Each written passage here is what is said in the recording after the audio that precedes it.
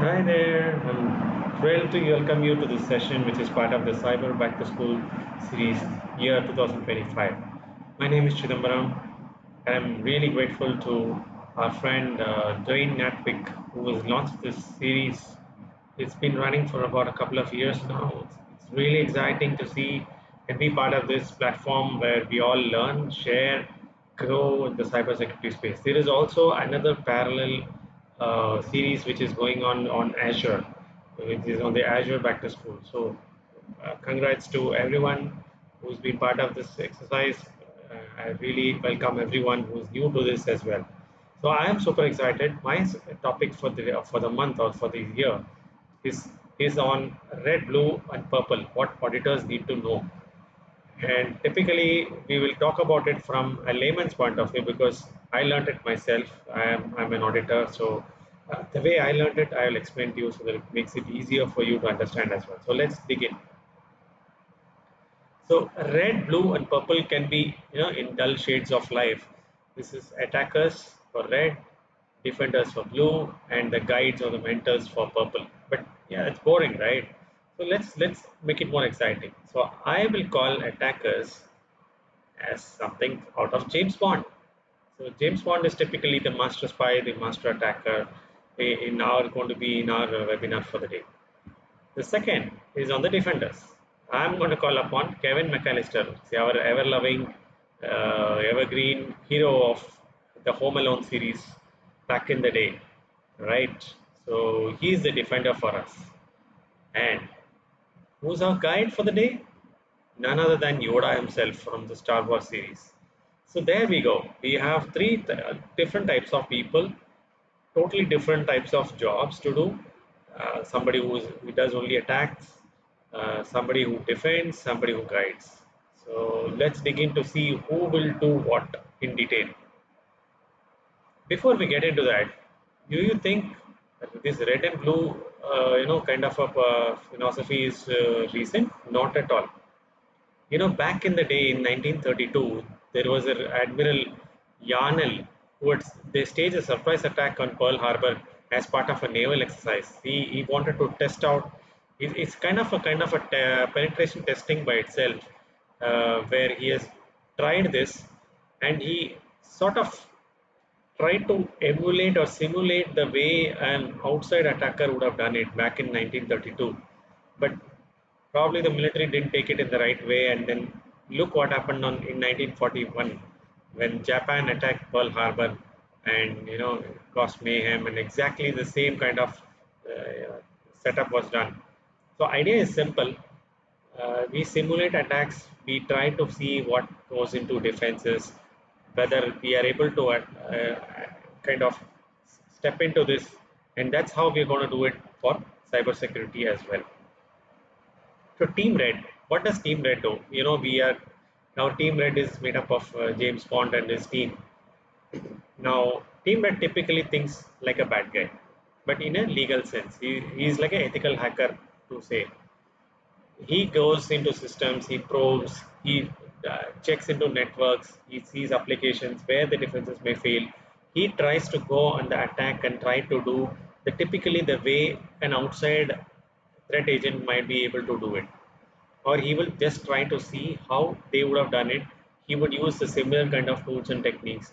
He would use social engineering. He will use, try to do find out misconfigurations and loopholes in the system and try and find out ways to get into those systems.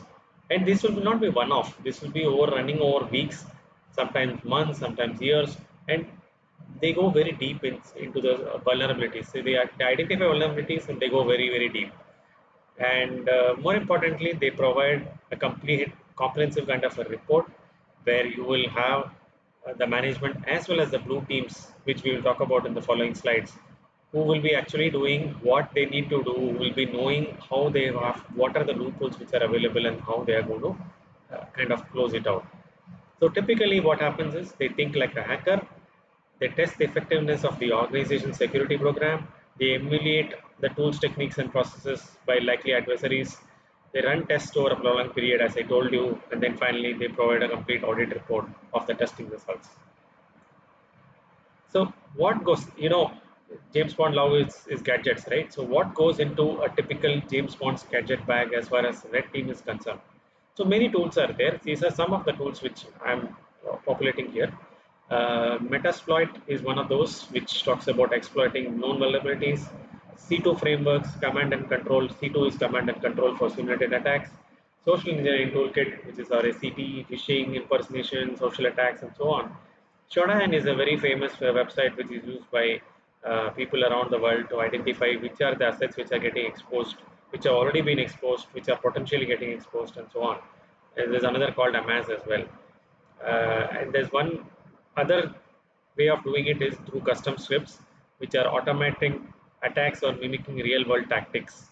So these are typically the tools which James Bond or anybody in that kind of red team would be using. Let's move to blue team.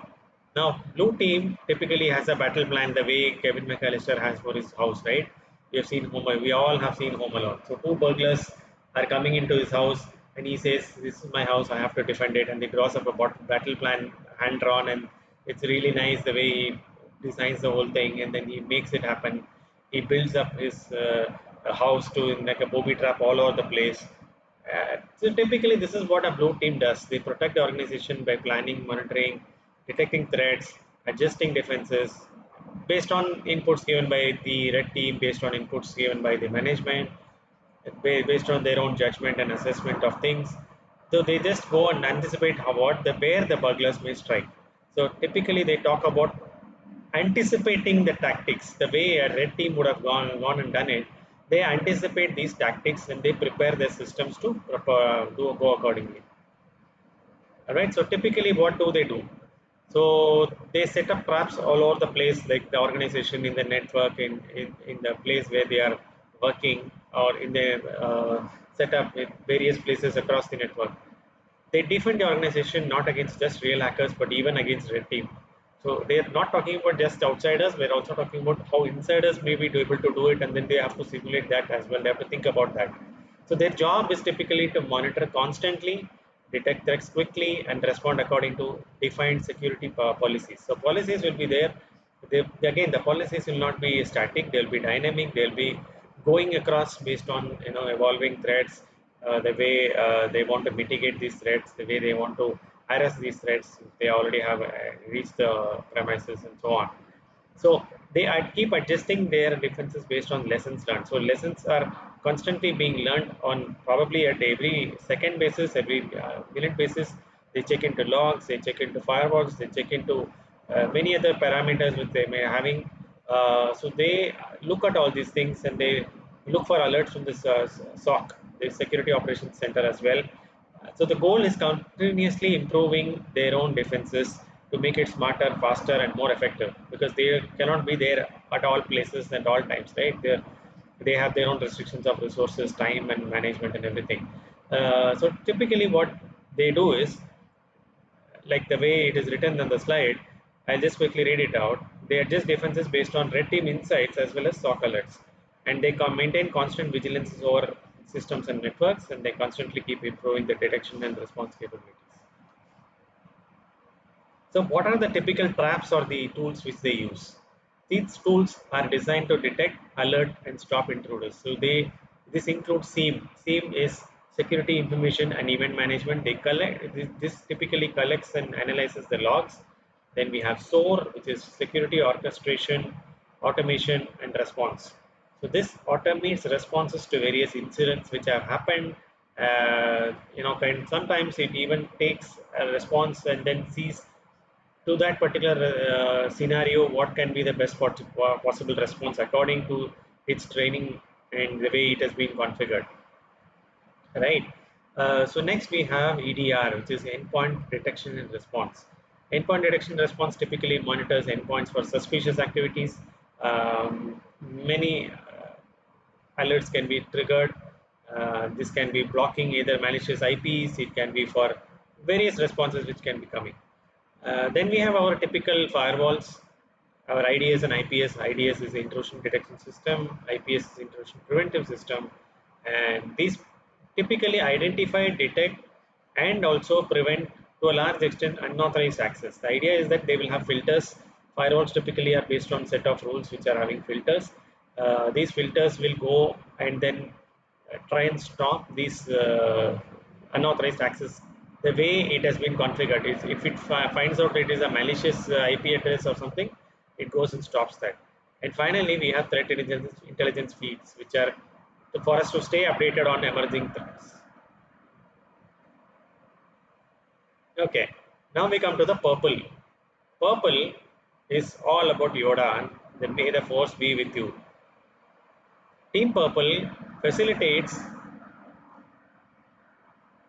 facilitates collaboration between red and blue teams. They share lessons learned in real time.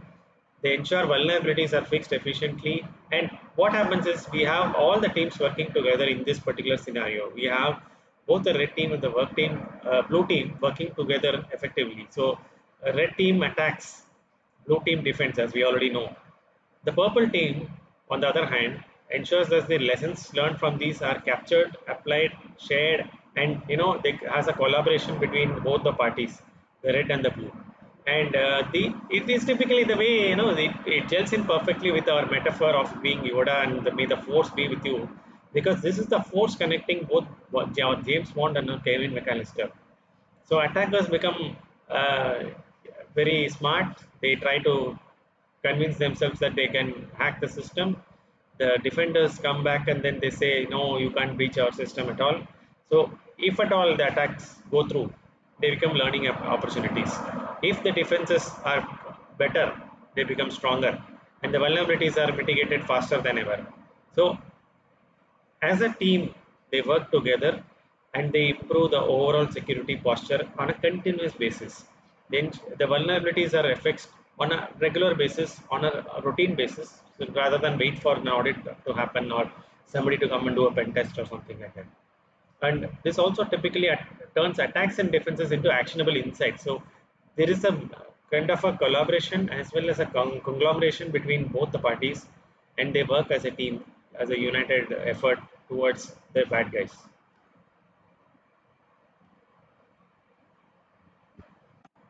Okay, so how do the purple teams work, which is Yoda's way of working? Typically we can classify it into 5 stages. Planning and preparing, which is the purple team guides both the teams to plan the scenarios based on real world intelligence. It could be from MITRE attacks, it could be from various other things. Then we have the collaborative execution. We know Bond is going to attack, Kevin is going to defend, and who is going to make them talk to each other? This is Yoda.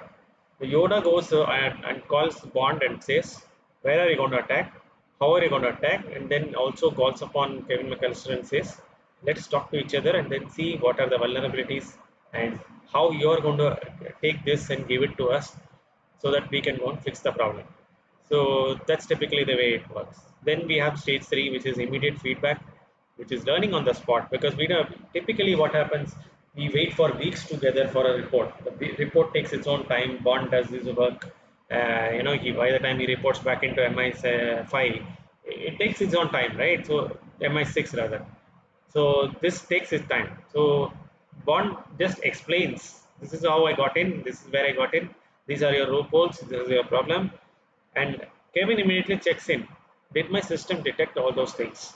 Did my system tell you what are the problems? Did my system robust enough to verify everything? So he goes back and checks. Then we come to the fourth stage, which is the remediation and validation stage. So Kevin patches the hole. Yeah, we found the loophole. Oh, congratulations, we patched the hole. And Bond tests again because Bond has to keep retesting. He cannot just go walk away from the job, right? He has to keep testing all the time. It's a continuous process, as I told you. So Bond goes ahead, he tests it, and then fine, he is able to go through again. Then there's a problem, the problem is persisting. If he is not getting through, then the problem seems to be fixed, but it will be a continuous process. We'll keep monitoring the situation. Probably red team will keep checking their alerts whether anything suspicious is happening in the system, in the network, in the applications, and so on. And once that is done, probably over a period of say a few tests, test runs are done, then they find out that the problem has been fixed, right? The problem has been fixed according to them. So again, this is an iteration which keeps going on and on and on. So it is not like it is done over a period of just a few minutes. It's done over a period of few days sometimes, but then the feedback is so fast and the remediation also is on the prompt stage. So we are doing well on this front. Last but not the least, we have documentation and reporting, which is very important, right? Yoda records everything. Just as the way we are recording this session, Yoda records everything. The lessons, the improvements, the metrics, the leadership, how they are seeing it, the progress, how easily or how difficult the finding the loophole was for the red team, how difficult it was for fixing the problem, and how faster they're able to do it, how they're able to learn on the job, how it can be automated. All these things will be learned by seeing, going through the entire chain of events.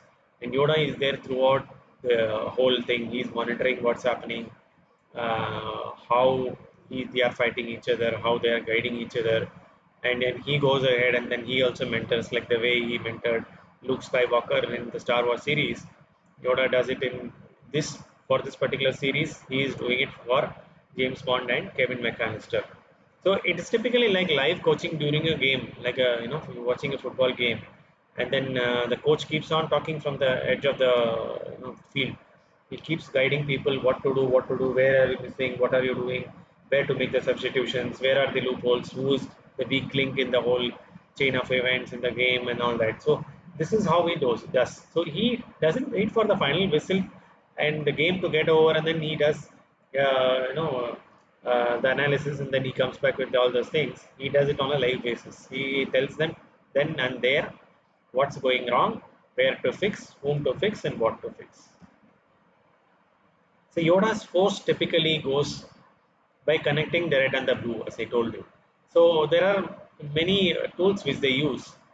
More importantly, collaboration dashboards. Collaboration dashboards are to track findings, responses, and lessons learned.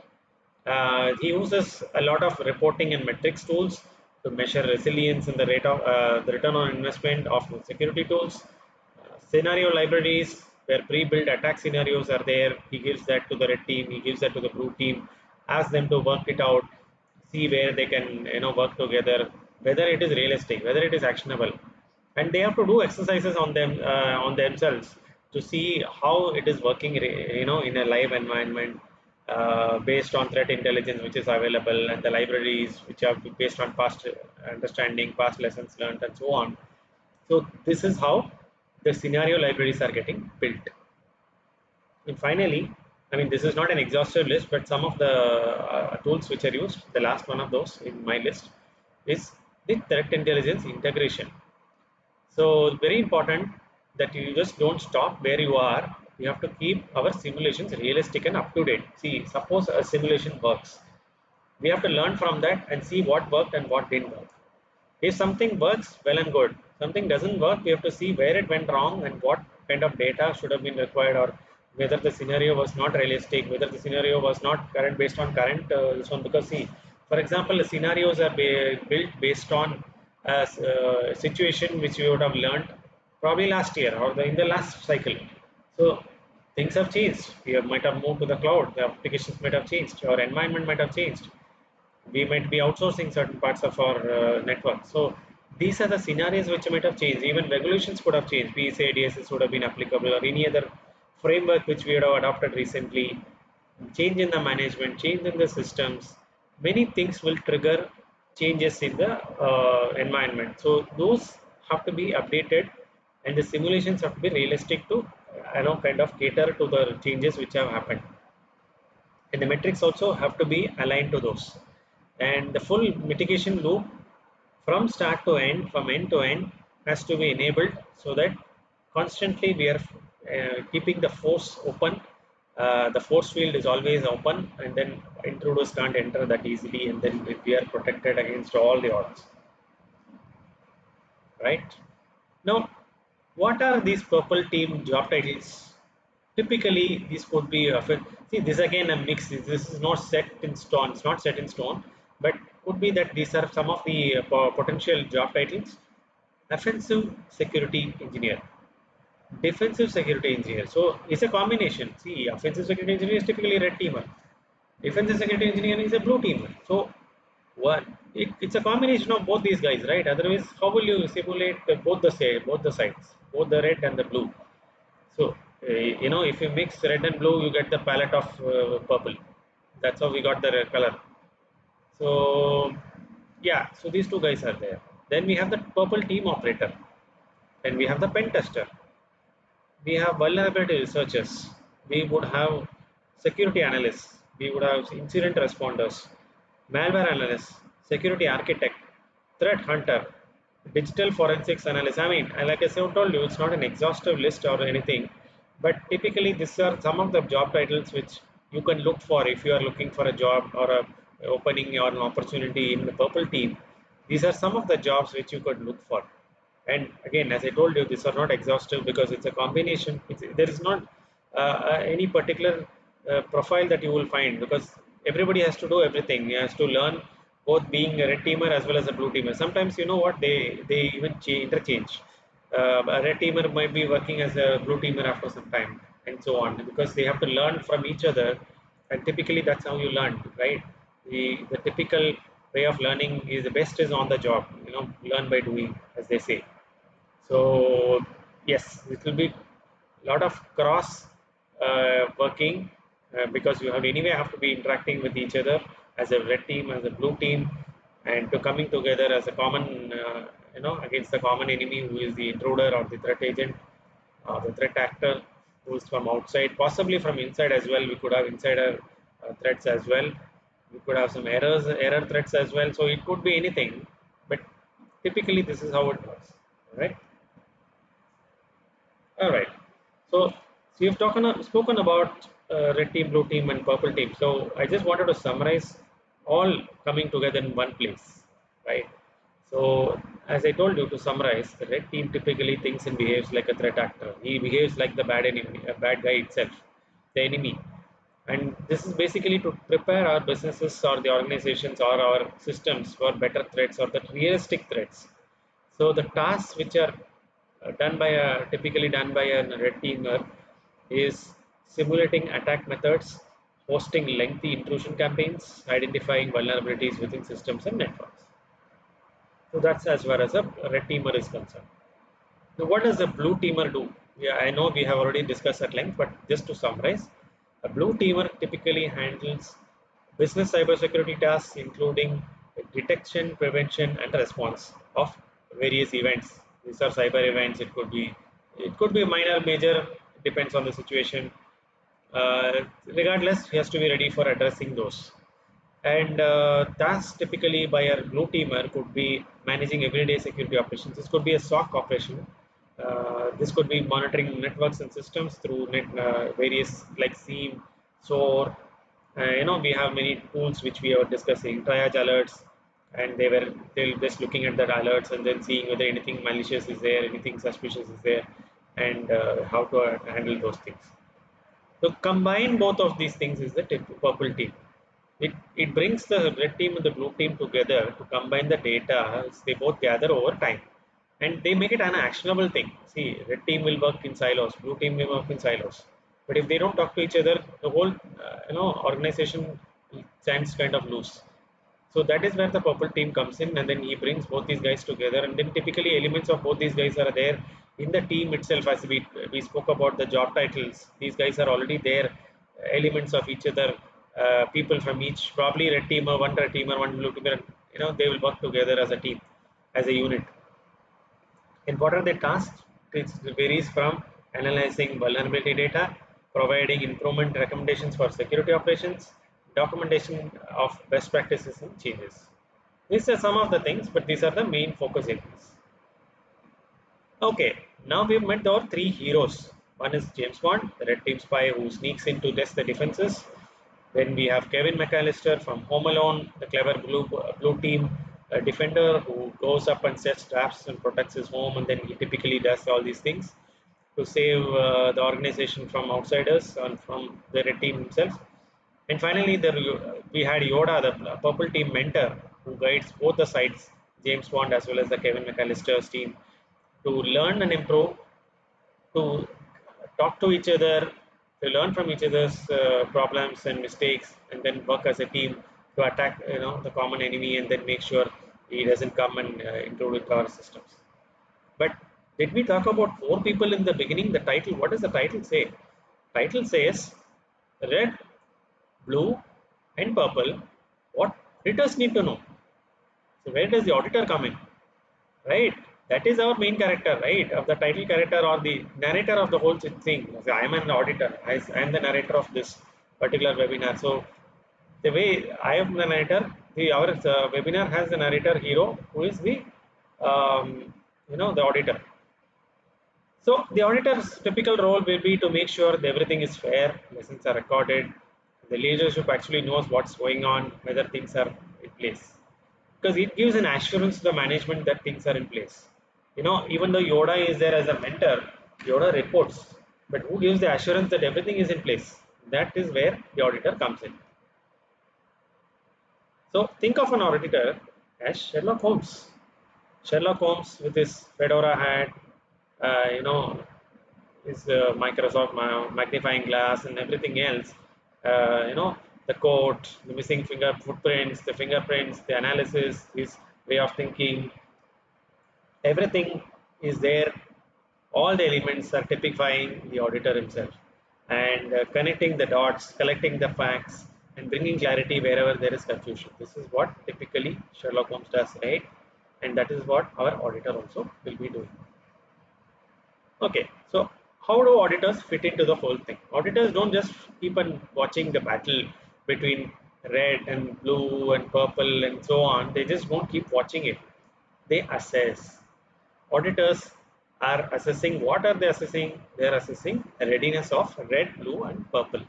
All the teams, how they're ready, what they do, are they being effective, are they being realistic, are they seeing or simulating all the realistic kind of situation scenarios, or are they just writing reports and dishing out reports to the management? What are they exactly doing? So typifying what Sherlock Holmes does, we look at the evidence as auditors. We look at controls, we look at risks, and we ask everyone, what is the bigger picture? What are we trying to achieve? Are we achieving what we are trying to achieve? It could be, let's say, a detection log that says an attack was blocked. So, was it really blocked or just being flagged? Is it just an alert? Is it a false alert? Is it a true positive or a false positive or a true negative or a false negative? What is it exactly? Is it being analyzed? Is it being understood or investigated in the sense that people know what exactly is the root cause? Because fixing the problem is not what we are here for, right? We are here for fixing the root cause, not the symptom. Typically, we are like doctors. We are like looking at the system and the issue, and then identifying what was the root cause, what was the problem behind the whole thing, and then addressing that. What does it all mean for the organization?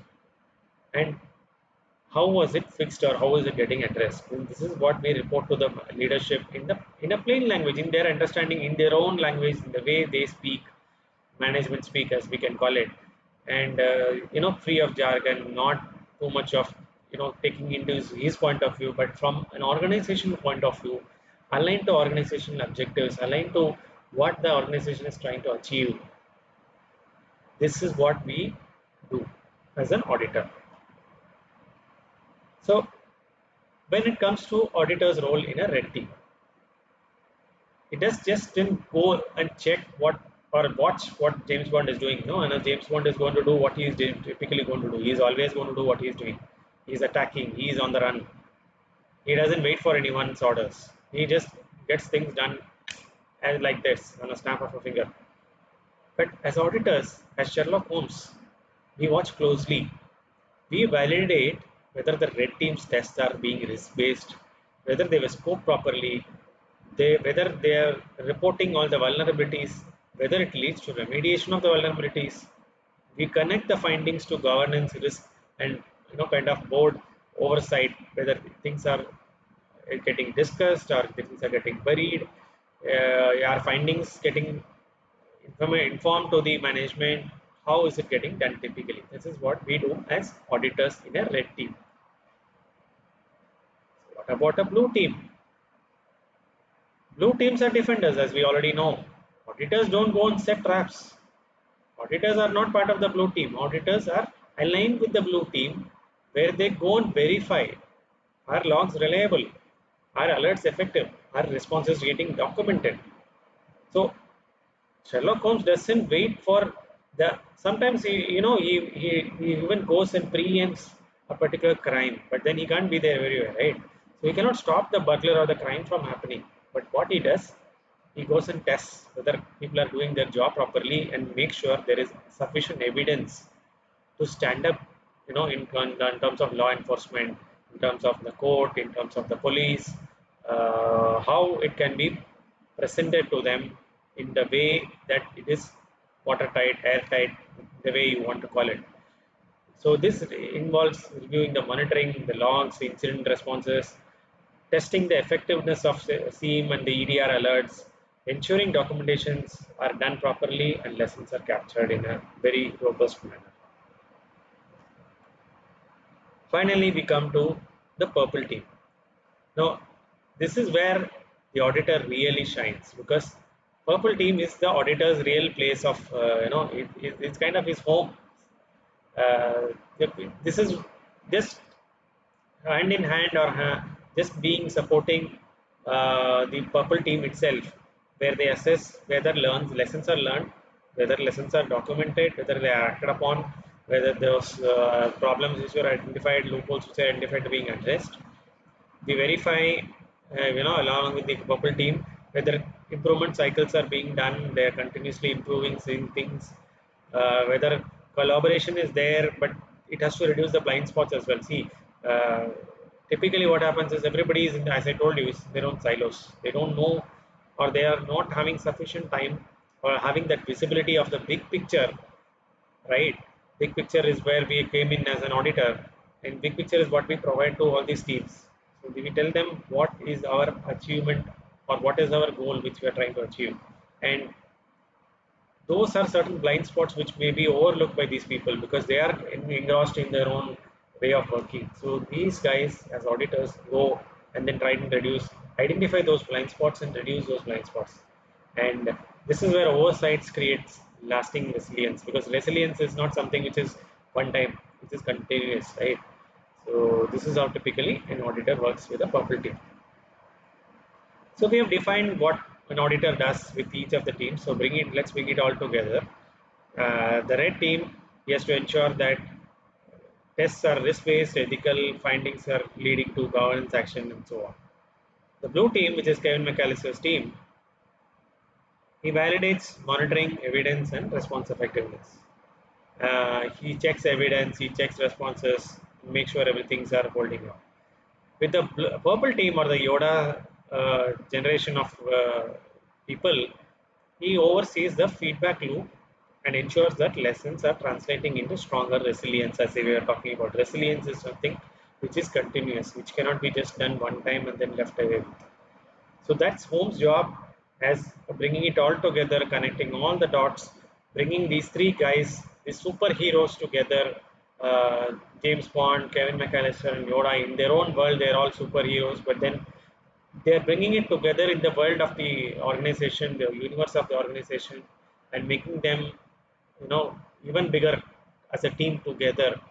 The red, blue, and purple all gel together very well, and auditor oversees what they do, and then he checks everything, he validates, he guides, he provides inputs to the management, he reports back, he again reports back to these teams saying he is a bridge between the management and these teams. Okay, as we wrap up, Bond will keep hacking or attacking. Kevin will keep defending. And Yoda will keep teaching and mentoring. But you, as the auditor, you are Sherlock Holmes. Your job is to stay curious. You have to ask why, how, and many questions which you have to keep asking with relevant questions. You, as an auditor, you will always know that these are the relevant questions and connect the dots because others, as I told you, may miss or oversee certain things. So you as an auditor will have to connect the dots, because at the end of the day, leadership doesn't require the technical step by step or procedures and all those things. Leadership doesn't have that level of clarity, or they don't have the confidence as well. They don't have the time. They don't have the resources to go and check everything. So this is where, as an auditor, as Sherlock Holmes, you are the epitome of the clarity and confidence which the management is expecting from you. You are the epitome of the assurance which they are expecting from you to ensure that things are under control. And that is where the Holmesian power is, where you are channeling yourself as the auditor. Think like an auditor and bring the red, blue, and purple together in one world, and make them superheroes, as I told you. And this is how an auditor functions in this environment. So my challenge to you, as you walk out of this webinar, as you log out of this webinar, it's nearly coming to a close now. Just ask yourself, in any organization or in your organization, where will I put the cap or a hat or the fedora of Sherlock Holmes, and how will I help my organization? How will I help all the stakeholders, starting from the red teamers, the James Bonders, the Kevin McAllisters, Yodas, the management or the owners, and yourself as Sherlock Holmes. Bring all these guys together. Think, put on your fedora hat, and then think from their point of view how things can be done, how things can be monitored, how things can be assessed, what is the story behind the story which is being given to me, what is the root cause, what do I need to uncover and provide the assurance to management. That is what we are supposed to do as auditors. And that brings us to the end of this session. Thank you so much for this opportunity, Dwayne Natwick and the team behind Cyber Back to School, Azure Back to School. Really, hats off to you. You're doing a sterling job. This is me. If you want to reach out to me, if you have any, feedback to give on how things about this particular webinar, how things are going as for you as red auditors, or as red teamers, blue teamers, purple teamers, or auditors, whichever role which you're playing in your organization. Anything that you want to reach out to me, please feel free. Thank you so much once again. Have a safe day, and